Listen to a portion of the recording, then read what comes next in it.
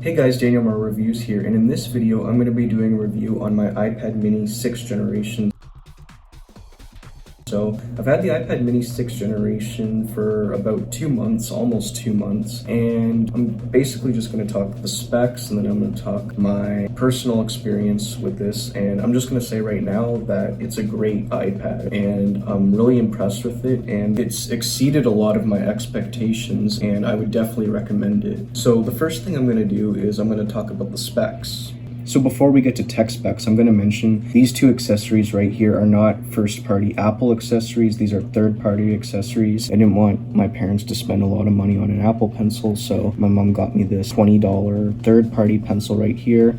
My drawing needs aren't that high. And this is a third-party case, which is cheaper than what Apple would sell. It works great. So my mom got me this, so a huge thanks to her. So now we're going to talk about the exterior specs. So this has a USB-C port at the bottom. So here's the USB-C cable, and this has a 20-watt power adapter. This also has quad speakers, so 2 speakers at the bottom and 2 speakers at the top. Right there we have the home button and the on-off button. This actually serves as both an on-off switch and a Touch ID switch, and it actually works quite conveniently. It's pretty snappy as well. On this side of the iPad we have the magnetic connector for the Apple Pencil, and this Apple Pencil is actually charged by the USB-C cable as opposed to the iPad, because again, it's third party, so that's really the only major sacrifice with this pencil. And of course the volume buttons are up here as well. We have a 12 megapixel rear facing camera with an LED flash and a 12 megapixel front facing camera. It's 6.3 millimeters thick, so it is a little bit thicker than the previous iPad mini, but it's still very thin and very light. So this has the new iPad design. Apple started using this design on the 2018 iPad Pros, and now it's finally made its way to the iPad mini. And it's really nice. It has a really nice premium feel to it. The bezels are definitely bigger on here, but the screen is also taller compared to all the previous iPad minis. This is the first major redesign of an iPad mini, and it definitely looks really nice. For a quick side-by-side comparison, you can clearly see the iPad mini has changed a lot. As you can see, this is the space gray model right here. This has an 8.3-inch Retina display and a resolution of 2266 by 1448 with a pixel density of 326 pixels per inch. This is the highest resolution on an iPad. This also comes with the True Tone display, where the colors of the screen adapt to the colors of your current setting, and along with being a fairly thin iPad comes a fully laminated display. The display is 60 Hz as opposed to 120 Hz, which I'll get to later in the video, and due to the fact that this has a taller screen, this has a 16:9 aspect ratio. This has a 12 megapixel iSight camera that can do 4K at 60 frames per second. This is the camera at 4K 60, the rear facing camera. This is a test of the basic 1080p. It's windy out.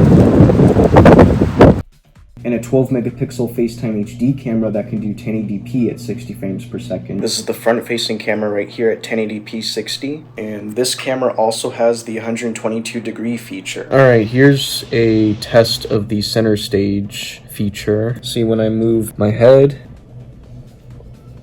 there we go, that kind of showcased it. There's Alex, aka Genesee Trains and Elevators. Make sure you subscribe to his channel. Here's a test of the LED flash. This is the first iPad mini to feature an LED flash with the camera. Historically, the iPad mini has had lower quality cameras. So this is the first time a high quality camera has made it onto the iPad mini, which I think is definitely long overdue. In terms of the internal specs, this has a 19.3 watt-hour battery. And in terms of the processing power, this has an A15 Bionic chip with a 6-core CPU and 5-core GPU at 2.92 gigahertz. This also has 4 gigabytes of RAM, so you could almost say that this is an iPad mini Pro with these specs. So according to Geekbench, this has a single core score of 1601 and a multi-core score of 4579. If we compare it to other iPads, it performs really well on both the single core and multi-core score. In terms of pricing, the iPad mini 6th generation starts at $499 for 64 gigabytes and $649 for 256 gigabytes. It would also cost $649 for 64 gigabytes along with cellular and $799 for 256 gigabytes with cellular.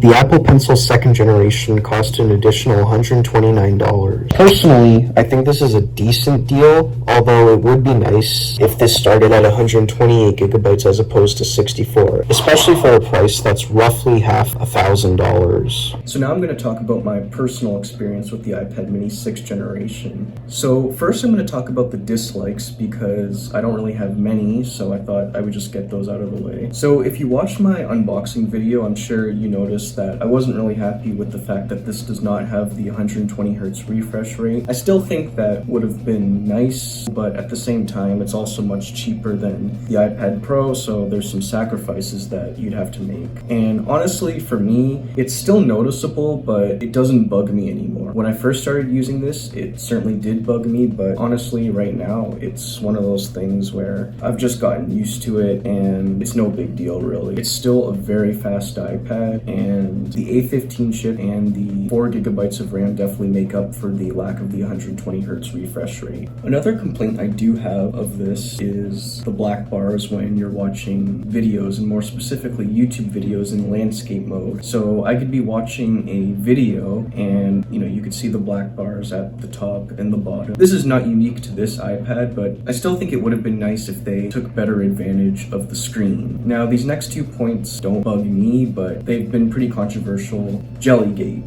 This is something that I just actually noticed today. This is a couple days after I filmed much of the review. And one thing I've actually just kind of noticed is you have to be scrolling up and down really quickly in order to really notice it. And you really have to pay attention to notice it, at least something that I've noticed. This is on the App Store. I don't know if it's showing right now. It's one of those things you really just have to go out of your way to notice it. A lot of people are also complaining about the space between the bezels and the apps. Personally, that doesn't bug me. While they could have optimized the software a little bit better, to me, it's not the biggest issue and really doesn't affect your day-to-day use, in my opinion. So now I'm going to get to the stuff that I really like about the iPad mini 6th generation. So the first thing that I like is something that I've always loved about the iPad minis, and that is the fact that they're so small. Well, they're not so small, but they're a lot smaller than the other iPads, and yet they provide the exact same experience. And really, once you get used to it, you almost forget that it's a small iPad, but it's much more portable than an iPad Pro or an iPad Air or even a regular iPad. I came from an iPad Pro 10.5 inch to this, and of course it took getting used to during the first couple of days, but as time went on, I quickly became used to this, and the software is optimized the same way. And again, this is the iPad mini in general. This goes back to the first generation iPad mini, which I have right here. This is my first iPad mini. But yeah, that's something that I've always loved about the iPad mini, was overall just being so small, but providing the iPad experience. My next point is also about the iPad mini in general. The keyboard is just way easier. That was one of the complaints I had about the iPad Pro 10.5 inch, was having to stretch my thumb out a lot. You could divide the keyboard up into 2, but it still wasn't that convenient. You don't have to stretch your thumb out. It's really easy to type on this, and I don't even really have big hands, so that's one thing I like about the iPad minis in general. Another thing I really love about this is the modern design. So that's one of the criticisms of the iPad mini 5 when it came out, was it still provided the same design as the iPad mini 4 and ultimately the original iPad mini, just a couple differentiations, where this is now comparable to the new iPad Air and iPad Pros in terms of design. This is the design Apple used for the iPad since 2018, and it makes it feel much more like a Pro iPad mini. It doesn't feel neglected. Apple really put the effort into this, and like how the first iPad Air was like a 9.7 inch iPad mini, this is like an 8.3 inch iPad Pro, at least in terms of the design. Another thing I really love about this is that it is wicked fast. The A15 Bionic chip and the 4 gigabytes of RAM really boost this thing. Anything you put at it, it can do. I play a lot of Minecraft. I'm not really a video game person. I just like to build things on Minecraft, and it runs it really smoothly. And again, I wouldn't call this an iPad mini Pro, but it certainly is Pro-like in the sense it has a really powerful processor, the 4 gigabytes of RAM, and anything you throw at it. So I also do movie editing on this, which this video is going to be edited on here, and it works amazing. amazingly, and for this video I expect it to be produced well on LumaFusion. The camera on here is definitely underrated, especially considering that this is an iPad mini, which hasn't really had the greatest cameras previously. It usually had 5 megapixel cameras and 8 megapixel cameras. This has a 12 megapixel camera on both sides, and this is also the first iPad mini to come with an LED flash. This can do up to 4K. This is the first time it's actually had pro camera features, so that's something that I definitely appreciate about this. The battery life on here is amazing. When I play Minecraft or when I do something heavy, obviously the battery goes down. Also when I use it non-stop, which I sometimes do, that's also when the battery life goes down, but that's normal on many devices. I would say the battery life on here, for me personally, has been amazing. I've actually tried to better manage it on here than other devices that I've had. So that includes not charging it until it's below or at 20% up until 80%. And I don't use it as much, in the sense like I don't use it non-stop most of the time. Sometimes I do, but not endlessly. I take breaks from using it. That's obviously good for my health, but also good for the battery life on here. But overall, the battery life on here is great. So in terms of my personal experience, I consume a lot on this. I watch a lot of YouTube, browse through social media, browse the internet, and for those things, you don't really need a lot of power to do that. So I expect this to perform well doing those tasks, and it does, even without the 120 hertz refresh rate, with zero lag, and it runs really smooth and really wicked fast. Now, for doing things like movie editing and playing video games, the A15 chip and the 4 gigabytes of RAM really makes the experience much better. So when I'm movie editing or when I'm playing Minecraft, I don't experience any lag. I may experience occasional lag here and there with Minecraft, but I think that's much more of a Minecraft issue than it is an iPad or hardware issue in general. And when I'm movie editing on LumaFusion, I have yet to experience any lag at all. So for a starting price of $649 Canadian or $499 US at 64 gigabytes, I would say that this is a pretty good deal. You're getting a powerful iPad that can do all the things the iPad Pro can do. You're getting the new design. You're still getting really good speakers, the USB-C, an amazing display, Apple Pencil 2nd generation support. If you do get the Apple Pencil 2nd generation, of course the cost is going to go up, but overall for the price of $499 US, I would say that this is a good deal and overall it's worth it. Now, as for this being an iPad mini Pro, it has 4 gigabytes of RAM, it has a very powerful processor, a 12 megapixel